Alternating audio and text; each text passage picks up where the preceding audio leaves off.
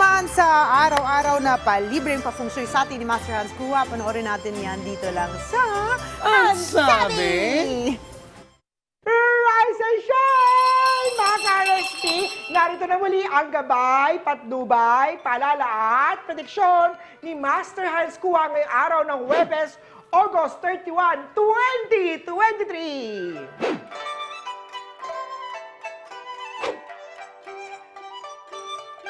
Umpisahan na natin ang mga pinanganak ng Year of the Rat. May third-party star sa chart na maaaring makasira ng relasyon nyo. But tuloy-tuloy lang ang dati nyong plano. Maganda naman ang health star, kaya naman ipagpatuloy lang ang healthy lifestyle. Ang maswerteng kulay, pink, maswerteng number naman ay 20.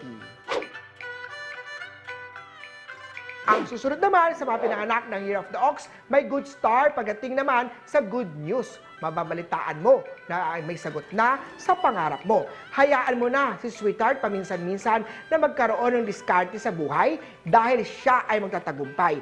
9 at gray ang swerte kay Ox. Ito naman tayo sa mga pinanganak ng Year of the Tiger.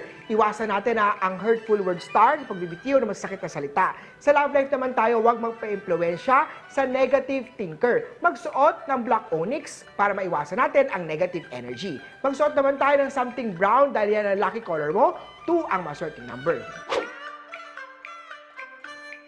Para sa mga Year of the Rabbit, conflict day to day, ngayong ghost month, nalalapit na ang negative energy. Kaya naman, kumonsulta, magpunta na kay Master Hans Kua para makabili ng mga protection charms.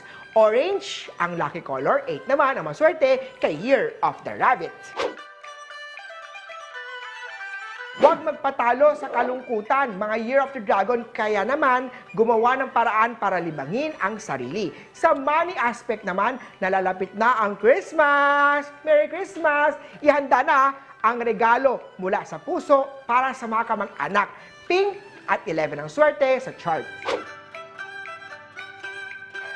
May travel star naman sa mga Year of the Snake, ngunit hindi man ngayon, makakapagtrabaho ka pa rin sa abroad soon. Kaya naman, kapit lang. Sa love life aspect naman tayo, huwag laging awayin si partner dahil magsasawa na siya sa'yo. Ang OOTD mo ay white, number 7 ang swerte kay Snake. Stay tuned lang at abangan ang part 2 dito lang po sa Rise and Shine Pilipinas! Rise and Shine! Mga ka-RSP, narito na muli ang gabay, patnubay, palala, part 2 mula kay Master Hans Kua. Sa mga pinanganak tayo ng Year of the Horse, iwasan ang makipagmarites habang nasa oras ng trabaho. Sa love life naman tayo, ipadama ang init ng iyong pag-ibig at tunay na pagmamahal para hindi siya manlamig sa'yo. Green at 2 ang swerte sa horse.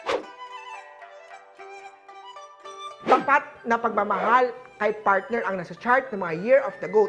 Tuloy-tuloy rin ang bubuhos ng swerte sa buhay mo. 10 ang maswerteng number, blue naman ang swerte sa Year of the Goat. Punta naman tayo sa mga pinanganak ng Year of the Monkey. Iwasan natin ang scam star sa chart. Huwag maniwala agad sa kausap at busisiin mabuti kung siya ay totoo. Isip ka rin muna bago sumugal para sa money star. Magsuot ng citrine charm. Wear something red, itong lucky color. 4 naman ang swerte kay Monkey. Sa mga pinanganak naman Year of the Rooster, ikaw ang pinakamaswerte ngayong araw. Magiging masaya ang araw mo dahil sa dala niyang surprise sa'yo. Kaya naman maglaan ng bonding time kasama si sweetheart. Ang maswerteng kulay, yellow, 50 naman ang maswerteng number. Ito naman kay Year of the Doggy, panahon na para ipagpatuloy ang pagpursige habang bata ka pa at matutong mag-ipon. Sa love life aspect naman tayo, hindi dapat pakinggan ang mga negative na sinasabi sa'yo ni partner. Silver at 6 ang swerte kay Year of the Doggy. Lastly, para sa mga sinilang naman ng Year of the Piggy, may boss luck star sa chart na ikaw naman ay posibleng ma-promote o tumaas ang sahod. Yay! Regaluhan mo din ng masarap na pagkain at yayain ng mag-dinner date kasama si sweetheart. Ang maswerteng color ay aqua, maswerteng number ay 13. Muli po, ito po yung mga gabay, paalala at prediction lamang ni Master Hans. Nasa inyong mga kamay na sa lalay ang inyong tagumpay. Kaya naman, always be positive at i-claim ang mga swerte. Mga Steve?